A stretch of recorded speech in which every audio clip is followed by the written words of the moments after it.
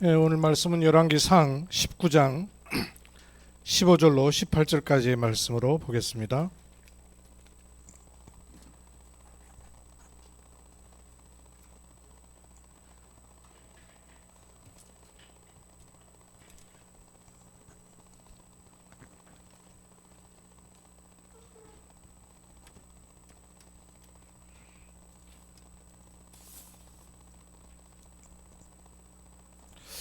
열왕기상 19장 15절에서 18절 말씀 교도가에서 보겠습니다. 여호와께서 그에게 이르시되 너는 내 길을 돌이켜 광야를 통하여 다메섹에서 가서 이르거든 하사엘에게 기름을 부어 아람의 왕이 되게 하고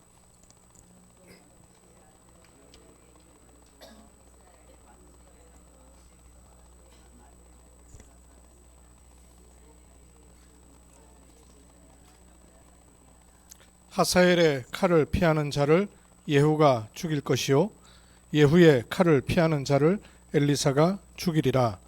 그러나 내가 이스라엘 가운데에 7,000명을 남기리니 다 바알에게 입맞추지 아니한 자니라. 아멘. 이번 그 한 달 동안의 언약의 말씀이죠. 재도전, 어디에 재도전하는고 하니 재생산되는 축복이 약속되어 있으니까 더 근원적으로는 우리는 그리스도 안에서 새로운 피조물이란 말이에요. 재창조되었습니다. 열왕기상 19장 말씀, 엘리야의 말씀을 가지고 조금 말씀을 드리려고 하고요. 오늘 읽지 않았으나 에스겔 36장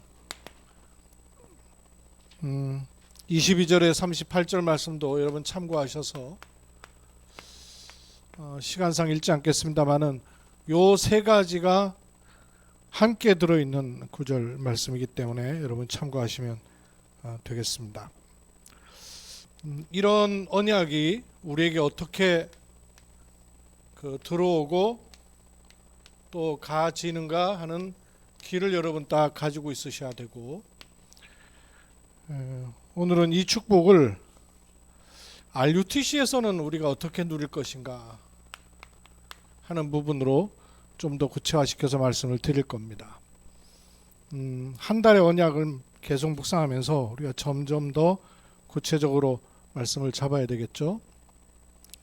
재도전할 수 있는 가장 바탕과 근거가 뭐냐 하면 내 생각으로 도전해 갖고는 아무 소용없고 손해가 오히려 생깁니다. 하나님의 망대, 여호와의 망대가 내 생각, 마음, 영혼 속에 자리를 탁 잡았단 말이에요.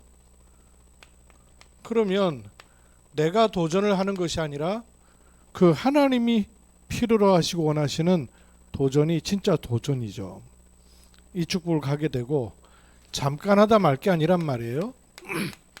그래서 지속해야 되니까 또 지속되면 여정이 나오는 것이죠. 이 여정은 하나님이 행하시는 거기 때문에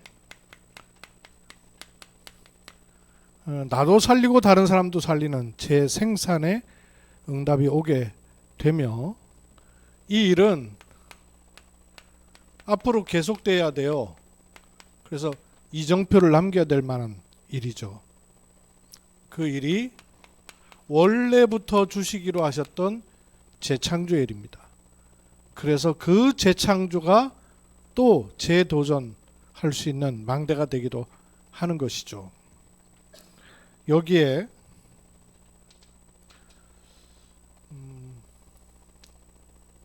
엘리야를 예를 들어서 주신 말씀을 조금 생각해 보십시오.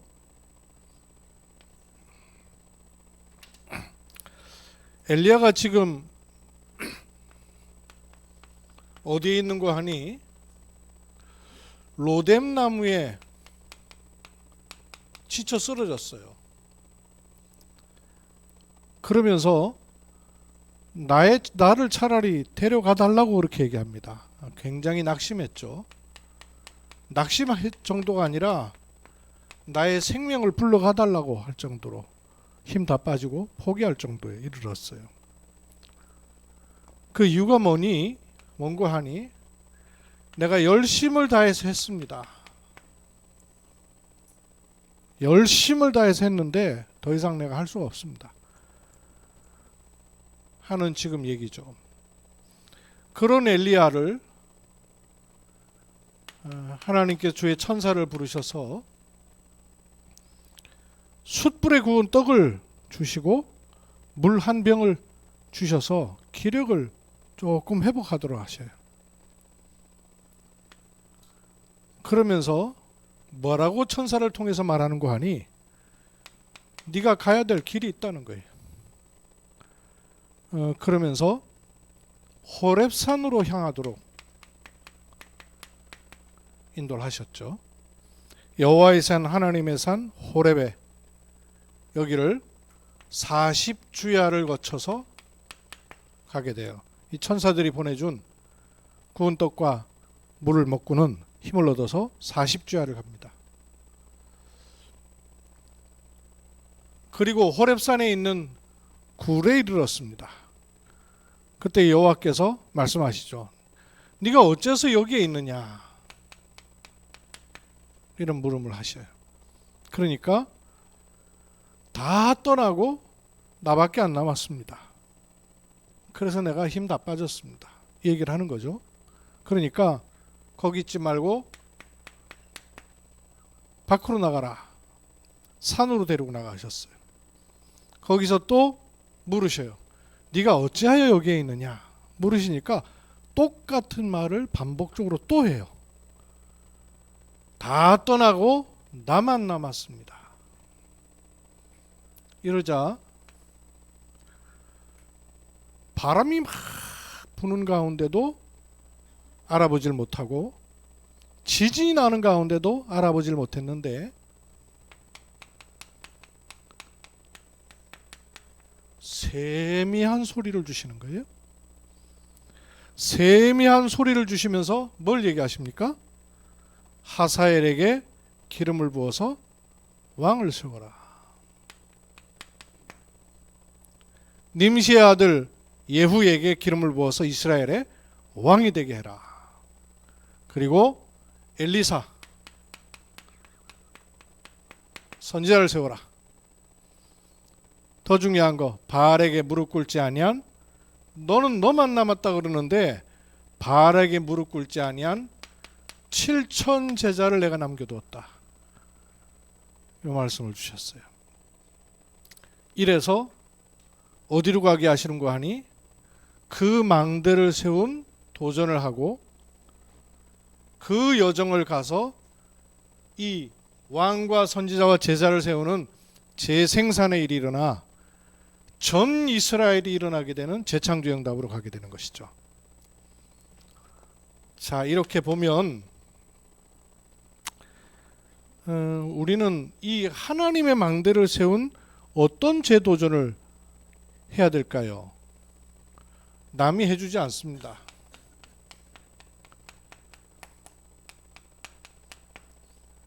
내 개인이 재도전해야 됩니다. 교회가 해주지 않습니다. 내 개인이 재도전해야 됩니다. 어디에 재도전해야 될까요? 복음을 듣고 아는 게 아니라 복음이 철저하게 개인화되어야 됩니다. 나의 복음 하나만으로 아무 이유 없는 사람으로 도전해야 됩니다. 엘리야가 열심 내서 할 때 될 때 큰 걸 봤어요. 기적도 많이 일어났고요. 그런데 그거 다 하고 나서는 힘 다 빠져버린 거예요. 복음 개인화되어야 됩니다. 바퀴 아무리 잘 돌아가도 내가 복음 개인화되어 있지 않으면 한계 오게 돼요. 그래서 복음 개인화에 여러분 개인 재도전 하십시오. 이거 아니면 아무 소용 없어요. 뭐 다락방 하는 교회가 아니라 다락방 하는 본부교회를 나가도 똑같아요. 복음 개인화되지 않으면 아무 소용없는 거예요. 하나님의 계획은 나 개인을 향하여 있는 것이에요. 복음이 개인화될 뿐 아니라 기도로 진짜 힘 얻는 것이 내 삶이 돼야 됩니다. 기도 생활화예요. 그렇게 되면 전도를 하는 게 아니고요. 전도 체질화.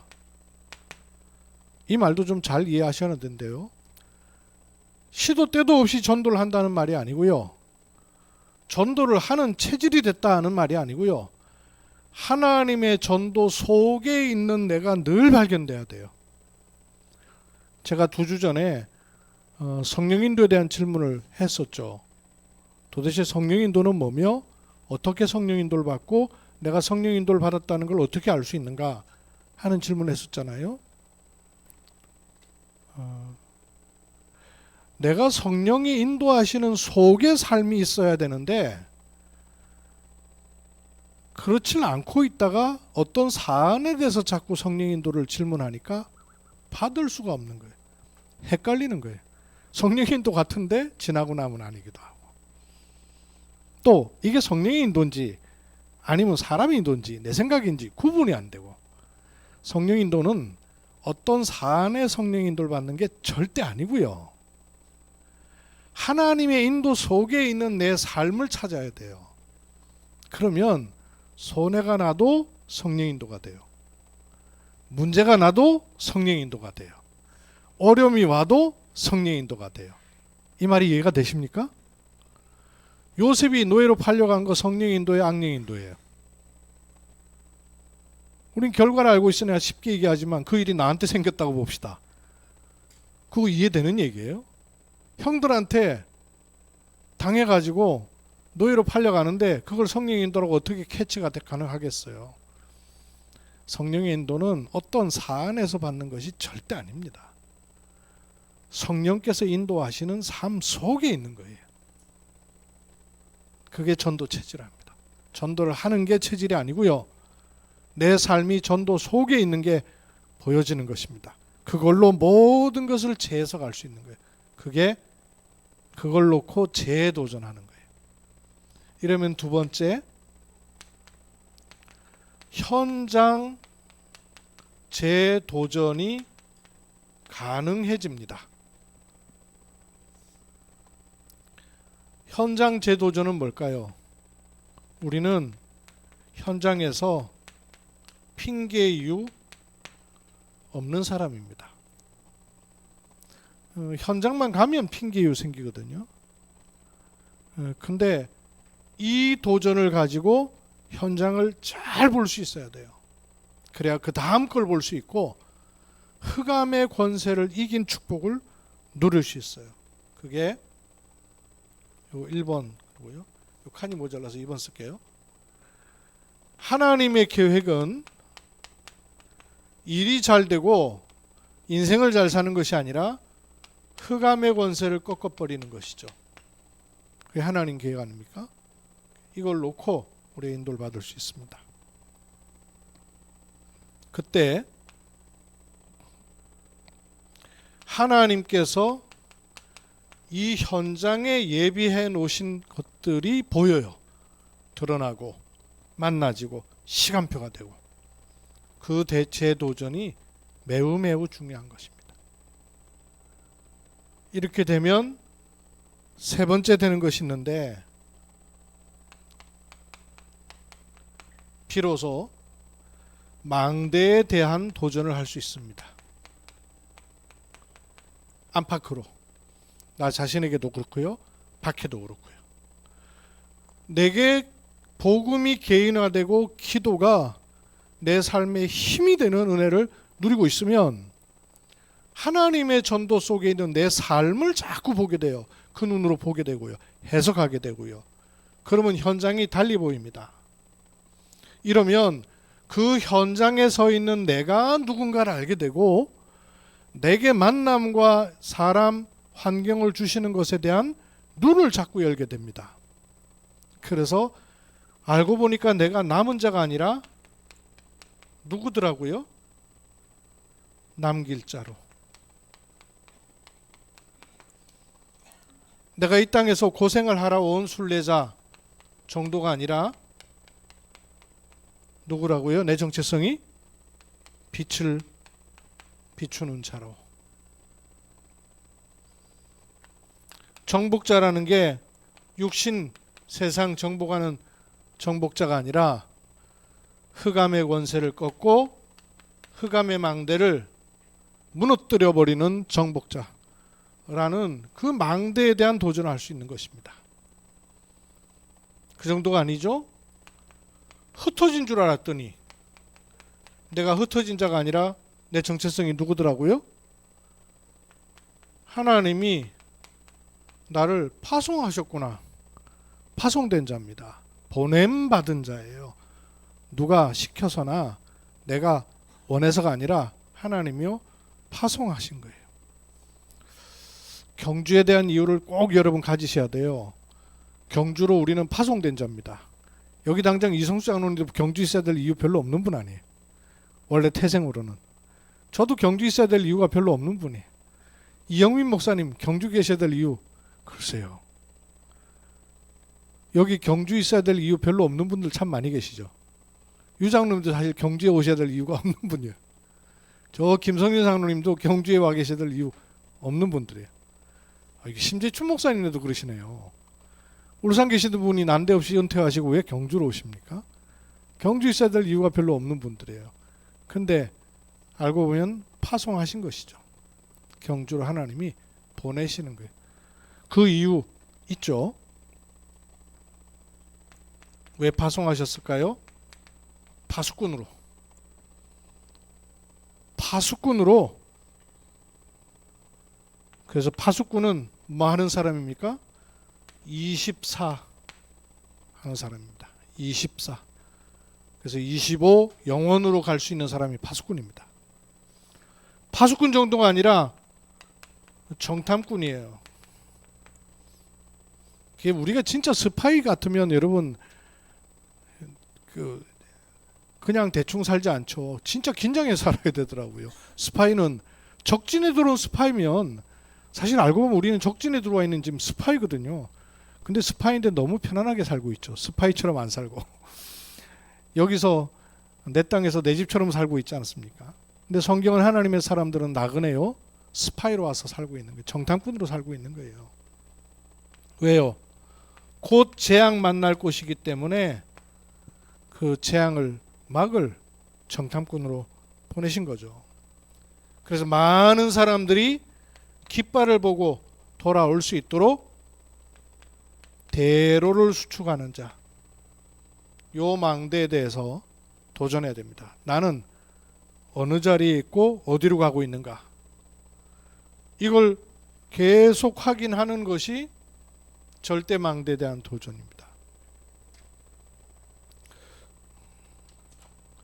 엘리야가 요 사이로 가는 것을 잘못 찾았어요. 그러니까 하나님이 바르게 찾는 길을 주셨잖아요. 우리가 절대 망대에서 일로 갈 수 있는 이 가운데 중요한 것들 놓치지 말아야 돼요.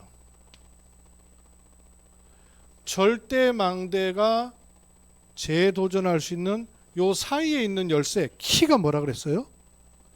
뭐가 발견돼야 되죠? 미션이 찾아져야 된다 그랬어요. 내가 뭐 할 사람인지가 찾아져야 망대에 대한 도전이 가능한 거죠. 내가 뭐 할 사람인지를 모르는데 엉뚱한 일을 할 수밖에 없잖아요. 뭐 할 사람인지를 알아야 내가 진짜 가야 될 길이 그 특징 미리 보인단 말이에요. 그래야 재창조 하나님 주시는 참된 부흥이 보이지. 안 그러면 벼락 같은 소리가 나고 땅이 갈라지는 엄청난 것에 마음 팔려가지고는 열심히 다 했단 말이에요. 근데 한계 왔거든요. 그런 거 아니라 세미하게 주신 하나님의 음성이 들리기 시작한 거예요. 그러니까 일로 다시 또 올 수 있는 것이죠. 요렇게 갈 때 개인의 재도전할 수 있는 망대가 세워져서 현장을 계속 보며 망대를 향한 도전을 하면 뭐가 나오냐면요, 성령의 인도 받는 길이 열리고 보이고 타게 돼 있습니다. 이걸 가리켜서 성경적 전도라 합니다. 성경적 전도는 방법이나 전략이 아니고요, 성령의 인도받는 길이 훤히 보이는 겁니다. 이 길을 헷갈리지 않게 주님이 정확하게 말씀을 해 놓으셨어요. 뭐라 그러셨죠?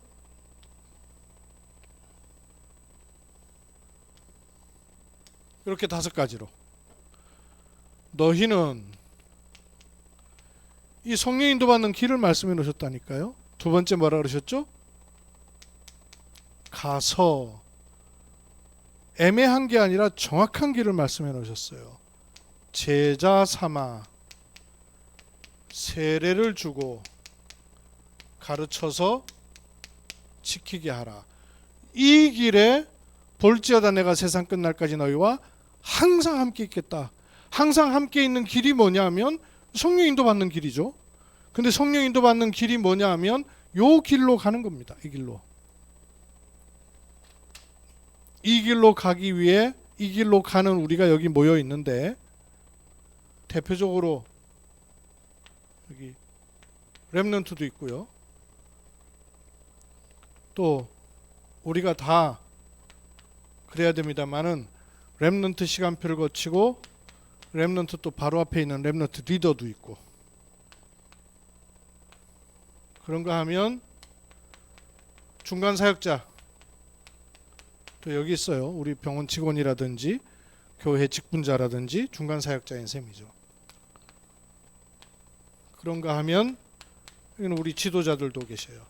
장로님들이라든지 목사님이라든지 은퇴하셨지만 지도자들이란 말이에요. 대표적으로 지금 한 4부류의 분들이 여기 계시단 말이에요. 그랬을 때 렘넌트가 가야 될 요 길이 있죠. 요 길 우리가 보고 렘넌트 위해서 기도해 줘야 돼요. 렘넌트 리더가 가야 될 요 길이 있습니다. 그걸 자기도 볼 수 있어야 되고 다른 사람 기도해 줘야 돼요. 수연이가 기도했니? 수진이가 기도했니? 황재연이가 기도했니? 빅터쌤 오게 해달라고. 왜 느닷없이 왔냐? 빅터쌤 오라고 혹시 기도한 사람 없어요? 아, 우리 영어 가르치던 선생님 느닷없이 갑자기 다시 자기 나라로 가버렸는데 영어 배워야 되는데, 이 생각한 사람 없어요? 렘넌트의 기도 때문에 온 줄 알았더니 빅터쌤도 가야 될 요 길이 있을 거 아니에요. 르완다로 오가는 길, 그 길이 아닐 거 아니에요. 요 길이 있어야 돼요. 렘넌트 리더로서. 또 우리 직분자와 중간 사역자, 교회 집사님, 권사님, 그리고 요 교회로 봐도 우리 중간 사역자들 있단 말이에요. 요 길 알고 가셔야 될 거 아니에요. 장로님과 목사님, 저도 다시 보니까요, 이거 내 길이 있네. 자기 길이 있어야 내가 뭐 할 사람인지, 너 여기 왜 있냐? 이거 물으셨거든요. 여기 왜 있냐? 그러니까 여기 왜 있다는 답이 안 나온 거예요. 뭐라 그럽니까? 나만 남았다 그러는 거예요. 안 보이는 거죠. 이 길이 안 보이는 거예요. 그냥 열심으로 가니까 길이 안 보여요. 그래서 하나님이 주의 천사를 보내셔서 네가 가야 될 길을 알리기 위해서 가게 하셨어요. 그래서 호렙산에 갔더니 거기에서 말씀을 주신 거예요. 그러니까 그 말씀을 가지고 진짜 도전을 하는 미션을 받은 거 아니에요. 미션 가진 사람이라야 길이 미리 보입니다. 그 길을 가야 가보고 나면 가능성으로 나는 게 아니라 하나님이 가시는 길은, 가게 하시는 길은 진짜 부흥, 재창조의 응답, 재창조의 부흥의 일이 일어난단 말씀이에요. 점점 더 구체적으로 여러분 자꾸 쳐다보시고 기도하셔야 돼요. 렘넌트가 너희라면, 여러분이 한번 대답해 볼까요? 렘넌트의 가서는 어딜까? 너희는 그랬어요. 예수님께서. 황재현 너는, 옹수진 너는, 옹수연 너는, 이번에 수학 100점 맞았대요. 수효진이. 옹재현 너는 가서 그랬어요. 이 가서가 어딜까? 학교. 야, 학교를 갔어요. 네. 학교도 가야 되겠죠. 학교만 가고는 안 되겠죠. 또 집에도 가야 될 거 아니에요. 친구 집도 가야 될 거 아니에요. 네? 다시 한번 학원? 학원도 가야 돼. 갈 곳 많네요. 요즘 초등학생들도 바빠요. 그 가서는 의미를 잘 갖고 있어야 돼요. 여기저기도 가야 되지만 결국 우리 렘넌트 가야 될 길은 미래죠. 근데 미래를 놓고만 살면 안 된단 말이에요. 그래서 미래만 보는 게 아니라 오늘을 가지고 미래를 봐야 돼요. 오늘만 가지고 미래 보면 안 되죠? 뭘 알아야 됩니까? 과거를 둔 오늘과 미래를 볼 수 있어야 돼요. 이 렘넌트 때부터 볼 수 있어야 돼요. 그래서 가문을 보고 부모님을 보고 우리 가정을 보고 오늘을 보고 그리고 미래를 볼 수 있어야 됩니다. 거기서 렘넌트 때의 제자 삼아라는 그 그림은 도대체 뭐여야 될까요? 학교 안에 제자 삼아, 학교 안에 친구 가운데 복음 받을 사람, 그것도 있어요. 그러나 더 본질적으로는 렘넌트들에게 하나님이 주신 달란트가 찾아지는 거예요.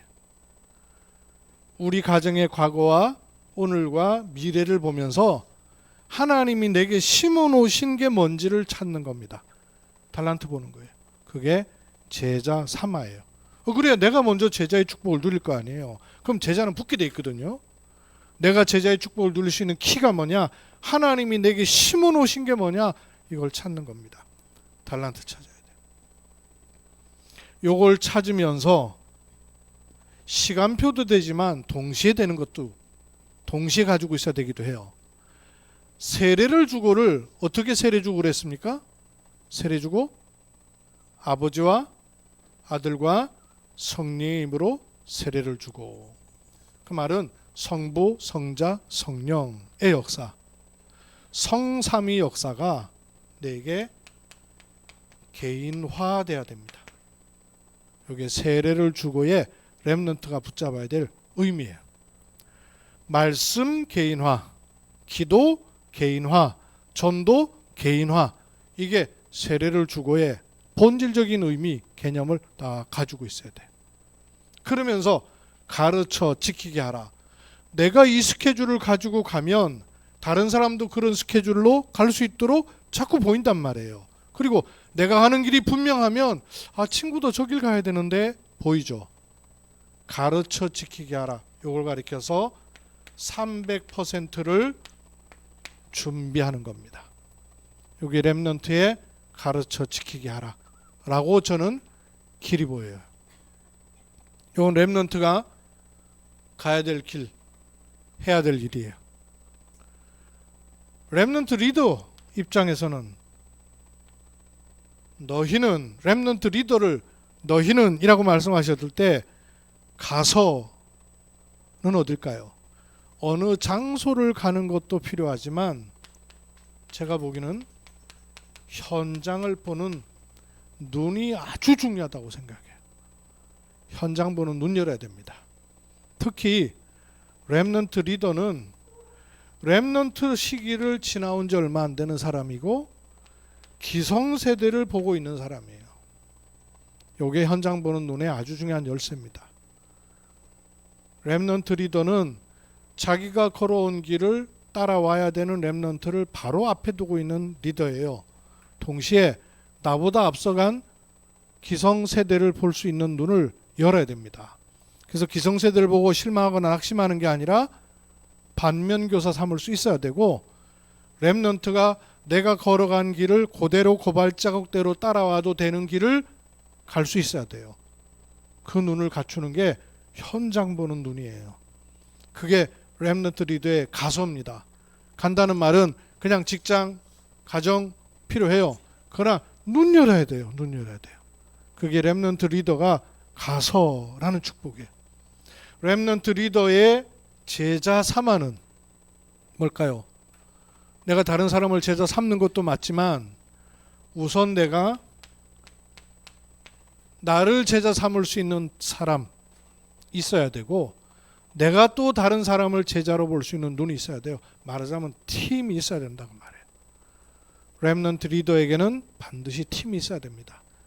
나를 위해서 기도해 주는 사람, 내게 말씀을 주는 사람, 내게 현장 보는 눈을 열어주는 사람, 또 우리 후배, 팀이 돼 있어요. 팀이 있어야 돼요. 그게 제자 삼아예요. 제자 삼아란 말이에요. 팀이 있어야 돼요. 그리고 세례를 주고 라는 말은 렘넌트는 300%를 준비하는 것이지만 렘넌트 리더는 지금이 300%의 시간이란 말이에요.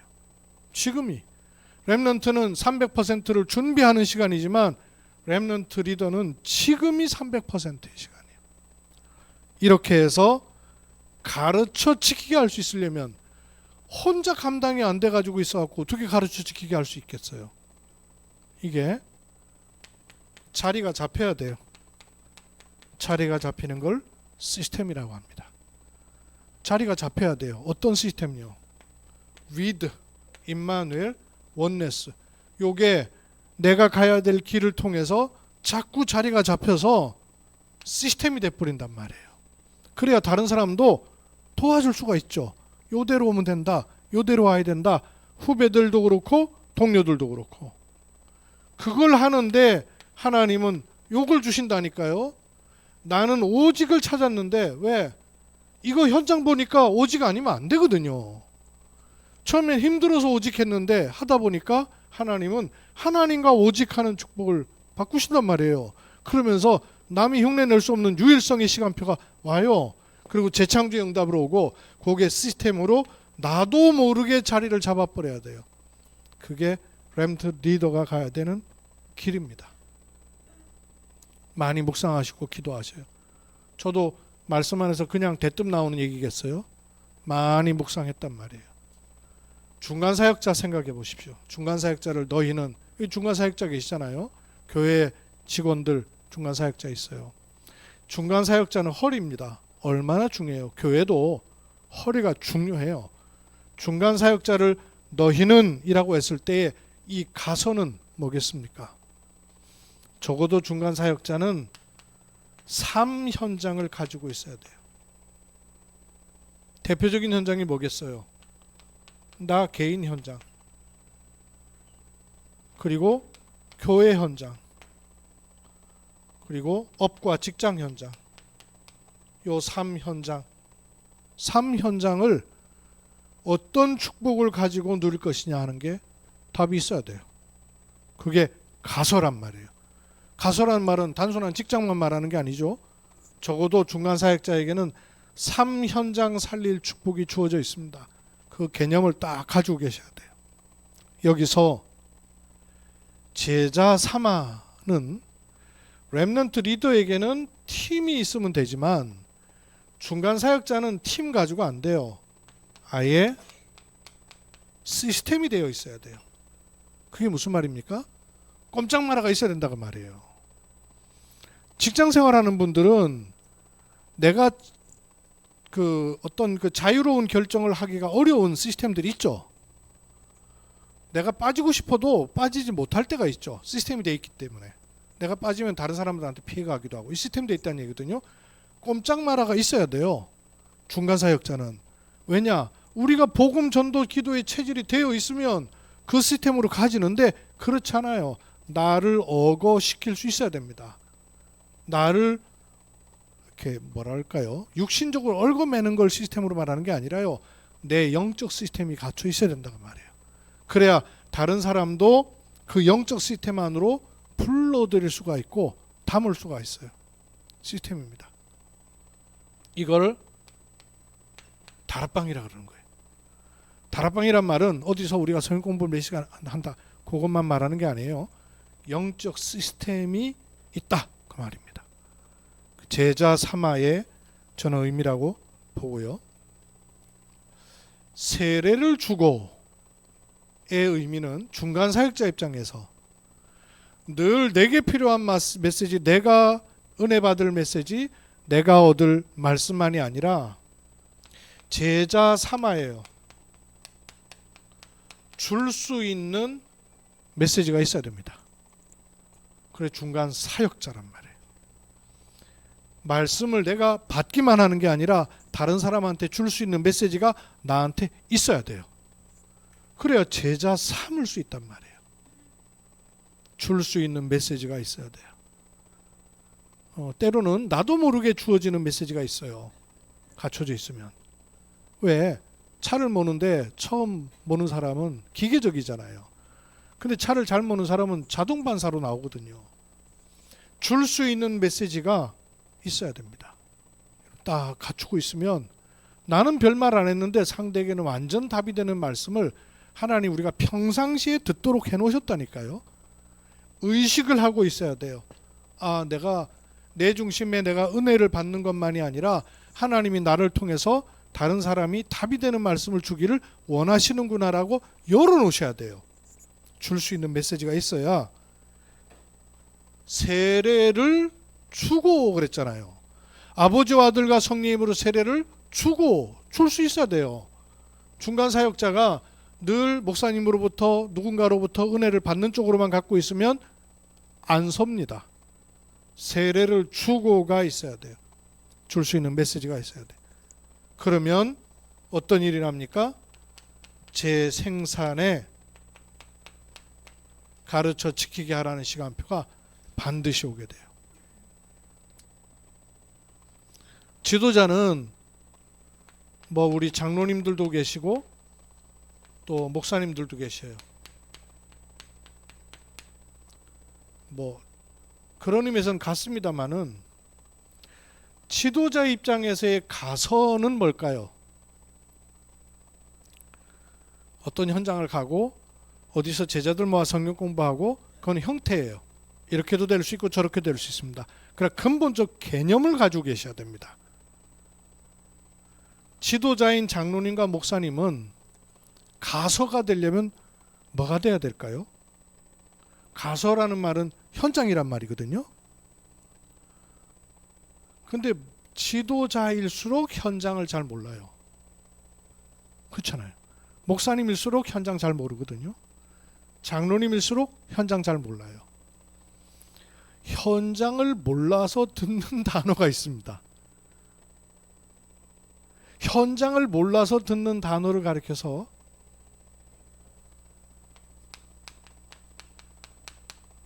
꼰대라 그래요.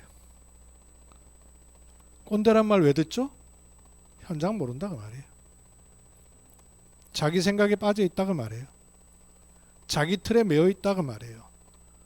그래서 지도자의 가서는 꼰대 소리 안 듣는 거예요. 꼰대 소리 안 듣는다는 말은 무슨 말입니까? 내 기준 내 생각에 머물러 있지 않다 그 말이에요. 갱신할 수 있다 그 말이에요. 나이가 들수록 갱신하기 어렵잖아요. 갱신이 안 된다는 얘기는 현장 안 읽어 모른다는 얘기, 가서가 안 된다는 얘기예요. 테두리가 딱 갖춰져 있어서. 그래서 장로님 목회자는 갱신할 수 있어야 됩니다. 그러려면 현장을 잘 읽어드릴 수 있어야 됩니다. 현장의 흐름을 읽어드릴 수 있어야 되고, 현장의 시간표를 읽어드릴 수 있어야 되고, 현장의 필요를 읽어드릴 수 있어야 되고, 현장의 시간표를 읽어드릴 수 있어야 됩니다.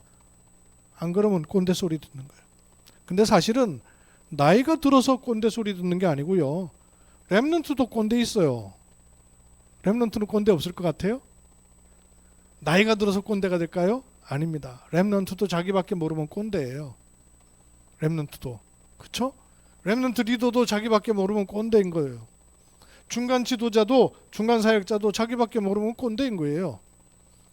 현장을 잘 읽어드릴 수 있어야 됩니다. 갱신할 수 있어야 돼요. 그러면 갱신이 되는 만큼 제자 삼아가 되는데, 제자 삼단 말은 성경 공부하고 제자를 삼는 사역도 필요하지만 중요한 건요, 제자는 내가 만드는 게 아니에요. 흐름을 함께 탈 수 있는 거예요. 흐름 속에 있게 돼요. 흐름을 읽어드릴 수 있게 돼요. 흐름을 알게 돼요. 세 가지 흐름이 필요합니다. 현장의 흐름을 알아야 되고요. 말씀의 흐름을 알아야 되고요. 응답의 흐름을 볼 수 있어야 됩니다. 근데 이 응답이라는 게 겉으로 좋아 보이는 게 아니고 영 상황이 딴 쪽으로 가는데 응답으로 볼 수 있는 눈이 있어야 되거든요. 흐름 볼 수 있어야 돼요. 엘리야가 흐름 못 봤거든요. 왜? 자기 열심 꼰대돼 있으니까 흐름 못 읽어드린 거예요. 근데 하나님은 정반대에서 하나님을 일을 하고 계신데 못 읽어드린 거예요. 우리 다락방 정신 가져야지 꼰대 정신 가지면 큰일 나요. 흐름 읽어드린 거예요. 흐름을 읽어드리면 그 다음에 세례를 주고 답을 줄 뿐만 아니라 미션을 줄 수 있는 눈을 갖추게 되는 거예요. 월요일날 조장로님이랑 아동학대 그 모임에 갔거든요. 제가 참 장로님 확실히 현장의 사람이구나 이런 생각을 참 했어요. 거기서 이렇게 운영위원회 회의를 하면서 운영위원장이거든요. 근데 이제 운영위원장 하면 인사말을 이렇게 해요. 인사말을 했는데 지난번 분기 때 인사말 해놓은 거를 거기에 관장이며 마음에 딱 새기고 있는 거예요. 그러니까 말하자면 본인한테는 답이 됐다 그 말이에요. 직원들이 하는 일이라는 것이 아동학대의 문제로 일어난 일을 해결해 주는 일을 하러 다니는 거예요. 근데 그 업무라는 게 보통 힘든 게 아니에요.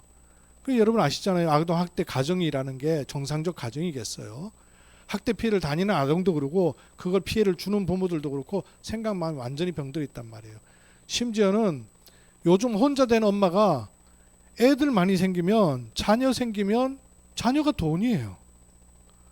이래가 자녀 둘, 셋 되면 국가에서 돈이 나오네. 이래가지고 아무 남자나 만나가지고는 애를 하나 낳아버리는 거예요. 그리고는 그 아이는 관심이나 있겠어요? 돈밖에 관심이 없는 거예요. 이렇게 생각과 마음이 병들어 있는 부모가 너무 많다는 거예요. 애를 낳는 거를 돈벌이 수단으로 생각한다는 거예요. 그게 어떻게 되겠습니까? 그러니 그렇게 하고 애를 낳아놓고는 왜 사회적으로 여러분 문제된 얘기 듣잖아요. 뉴스 나오는 애 낳아놓고 애는 배고파갖고 막 빵빵 우는데 컴퓨터 게임에 빠져갖고는 애 돌보지 않고 있다가 너무 우니까 완전히 왕짜증 나고 애를 던져버렸어요 밖으로. 깐난쟁이 아이를. 이 청각과 정신이 어떻게 되겠냔 말이에요. 그러니까 원래 경계선에 있는 부모가 경계선에 있는 남편하고 만나고, 경계선 아시죠? 정신적으로 문제가 있는 경계선에 있는 거예요. 완전히 들어가면 정신병원을 가든지 하는데 생활은 하는데 생각이 마음이 병들어 있는 거예요. 이런 사람이 돈은 있어야 되겠고, 이러다 보니까 돈벌이 수단이 자기 기능은 안 되고 국가에서 지원받는 거예요. 지원받는 걸 머리 굴려가지고 또 주변에서 알려주네? 이래가지고 그냥 아무 남자나 만났고 PC방에서 만난 남자하고는 애 낳아버려가지고는 그렇게 올려가지고는 돈 받는 거예요. 이래갖고 돈, 애들 셋만 되면 한 100만 원 된대요. 그거 받으려고 애를 낳는다는 거예요. 이게 얼마나 병든 일이에요. 그래서 이제 그 선생님들한테 그 얘기를 해주시더라고요.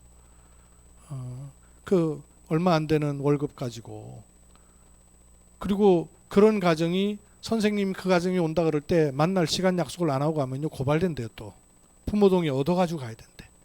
그럼 부모 동의를 낮 시간에 그 근무 시간에 해주는 게 아니고 오밤중에 오라는 거예요. 8시도 좋고 밤 11시도 좋고 막 이런. 그럼 그 시간에 가야 만날 수밖에 없으니까, 그러니까 퇴근하는 시간이 한도 끝도 없다는 거예요. 그래서 10시에도 퇴근하고 10시에 퇴근 못할 때도 있고 자기 시간이라는 게 없다는 거예요. 그러니 월급이라는 게 요만큼 받아가지고는 늘 밤 10시에 퇴근하고 업무에 이렇게 시에서 운영해갖고 돈을 지원받았고 타는단 말이에요. 병원도 해보셨죠? 돈 지원받는다는 게 얼마나 복잡하게 한량 없는지. 서류들 산더미처럼 있는 거예요. 그러니까 이걸 다 감당을 못해갖고 또 집으로 가지고 가야 되네. 그러니까 그 일이라는 게. 그러니까 저에게도 그 장로님이 그 얘기를 해줬더라고요. 늘 퍼다 줘야 되는 일이에요. 자기 속이 어떻게 되겠어요? 영적 문제 있는 사람들만 계속 만나야 되는데 자기가 영적으로 든든하지 않으면 어떻게 감당이 되겠냐고요. 그러니까 스트레스를 엄청 받는 거예요. 거기다가 메시지를 줘놨던 게요, 딱 이분이 마음에 딱 갖고 있는 거예요. 맞습니다. 원장님이 이야기하신 것처럼 그거 없으면 우리 일 못해요. 그러면서 위로부터 주시는 힘이 없으면 전혀 표내지 않고요, 기독교적인 용어 안 쓰면서도요 너무 답을 잘 주시더라고요. 그래서 야, 참 현장의 사람이다 이런 말 제가 가졌어요. 답과 함께 미션 주는 것이 세례를 주고옵니다. 교회 끌고 와가지고 물 뿌려야 되냐 담궈야 되냐 이런 세례를 말하는 게 아니에요. 주님이 우리에게 가야 될 길 해야 될 길을 정확하게 주신 길이 있단 말이에요. 그 본질적 요소들을 딱 가지고 있어야 돼요. 그리고 마지막에 가르쳐 지키게 하라. 이거 뭐겠어요? 구원의 길을 말해서 영접을 하는 정도가 아니라 제자 삼을 수 있는 훈련 메시지 갖춰야 됩니다. 훈련을 시킬 수 있는 메시지가 있어야 돼요. 목사님과 교회에 의해서 훈련이 되는 게 아니라 현장에서 제자가 재생산될 수 있는 가르쳐 지키게 할 메시지가 갖춰지는 거예요. 목회자에게는 가서라는 게 어디겠습니까? 뭐 전세계 현장도 다녀야 되겠고 또 저 복음 전하는 현장도 가야 되겠지만 중요한 방향을 잘 갖고 있어야 됩니다. 저는 그렇게 보입니다. 목회자는 방향 놓치면 안 된다. 가서라는 현장을 가라는 얘기가 아닙니다. 방향 놓치지 말라는 얘기예요. 방향을 잘 가지고 있어야 제자 삼아 미션을 정확하게 해줄 수 있잖아요. 미션만 주는 게 아니라 가야 될 길을 정확하게 제시해 줘야 되는 거예요. 그러면 참된 부흥의 일이 일어나는 것이죠. 이 위에 그린 그림이 이대로 사실은 목회자가 가야 될 길이에요. 목회자가 이 방향을 못 읽어내고 있으면 제가 그동안에 보니까 내가 이걸 못 읽어냈어요. 읽을 수가 없었어요. 설교하고 있으니까. 설교가 잘못됐다는 얘기가 아니라 설교하다 보니까 이걸 못 읽어낸 설교를 하는 거예요. 제가 지금 알게 됐어요. 목회자는 내가 하고 싶은 얘기를 하는 게 아니고요. 내가 은혜 받은 얘기를 하는 사람이 아니고요. 이걸 얘기해 주는 사람이더라고요. 이걸 해줘야 돼요. 각각 생각해 보시고 나만 내 것만 보지 마시고 이걸 통해서 다른 모든 사람들이 가야 될 길을 많이 묵상하고 생각하셔요. 그냥 단순한 메시지로 생각하지 마시고요. 많이 기도하십시오. 적어놓으시고 생각도 하고 기도도 하고 또 하나님의 은혜를 구하기도 하고 분명히 있잖아요. 성령께서 인도하시는 길이 있단 말이에요. 너희는 가서 제자 삼아 세례주고 가르쳐 지키게 하라. 그러시면서 볼지어다 세상 끝날까지 내가 너희와 항상 함께 있을 것이다. 주님이 항상 함께 하시겠다는데요. 그 함께하는 길이 있단 말이에요. 그 길로 가야 될 거 아니에요. 다른 길이 길 아니에요. 그거 외에는요. 그러면 본질적인 의미가 뭔가를 자꾸 찾고 묵상할 때 하나님이요 길을 여시게 돼 있어요. 이 축복을 우리가 함께 누리는 게 RUTC입니다. 이 RUTC가 우리가 새롭게 재도전, 재생산, 재창조하는 이런 응답을 누리게 될 것을 믿습니다.